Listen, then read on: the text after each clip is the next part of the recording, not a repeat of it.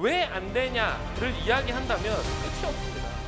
우리가 해야 되는 건 왜가 아니라 how인 거예요. 어떻게 공부를 해야지 저 시간들을 뚫고 갈 거냐라는 거예요. 비효율의 시간을 지나서 학습 임계점을 만난다라는 거예요. 그걸 어떻게 할 거예요? 다시 한번 말하지만 왜가 아니라 어떻게 갈 거냐를 질문해야 된다라는 겁니다. 자, 오늘은 내신 1등급들이 무조건 만나게 되는 순간에 대해서 이야기를 하려고 합니다. 부제는 어떤 거냐? 이 순간을 만나지 못했다면 공부를 더 해야 된다라는 겁니다. 요 이야기를 함에 있어서 우선 한 분을 알아야 돼요. 누구를 알아야 되냐면 이분입니다. 누군지 모르겠죠. 웬 아저씨가 나와 있습니다. 이분이 누구냐면 레이 커즈와일이란 분입니다. 아시는 분이 있을 수도 있겠지만 좀 설명을 드리자면 미래학자이고 발명가이고 공학자입니다. 약간 이렇게 얘기하면 약간 사기꾼 같죠, 그렇죠? 그러나 이분은 구글의 딥러닝 엔지니어링 이사님이십니다. 자, 이분이 뭘 했느냐? 이 특이점이 온다라는 책을 쓰신 분입니다. 특이점이 온다. 이 책에서 이제 무슨 얘기를 하냐면 이게 학습으로 끌어들이기 위해서 이런 표를 그리세요. 이 표가 뭐냐면 자, 이 타임이라는 것이 인간의 시간, 인류의 역사상의 시간을 이야기하는 겁니다.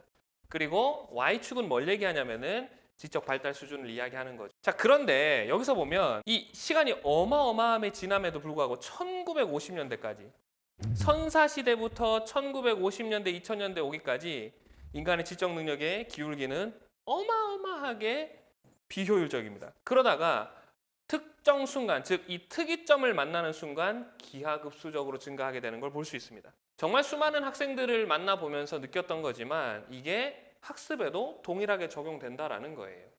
자, 그럼 이것을 학습으로 적용하면 이렇게 됩니다. 네, 학습 임계점이라는 걸 만날 수 있게 되는데요. 거의 모든 1등급 학생들이 이랬던 것 같습니다. 어떤 순간이냐?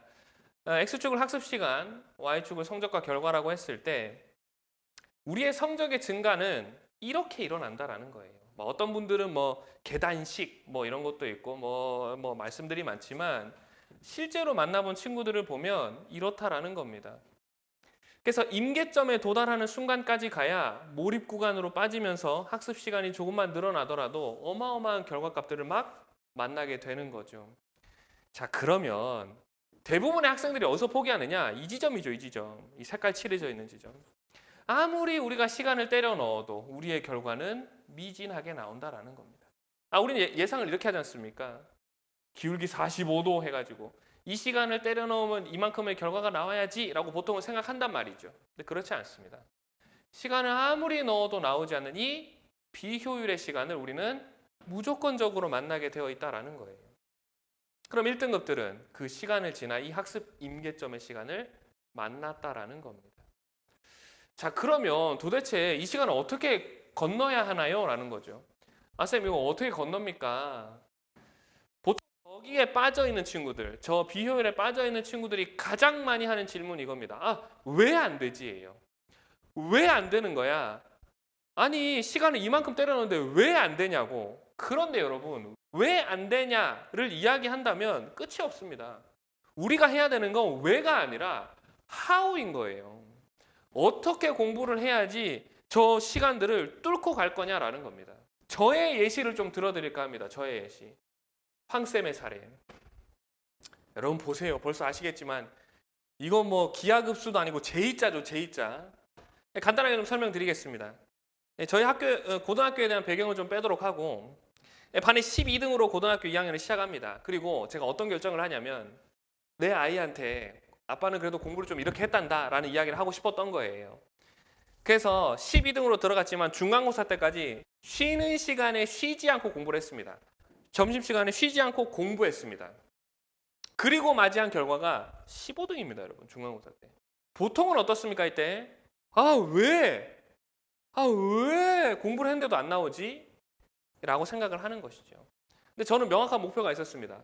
어떻게든 성적 올려야 됐던 거예요. 그래서 어떻게 하지?를 생각했다가 하나를 바꿔보기로 했습니다.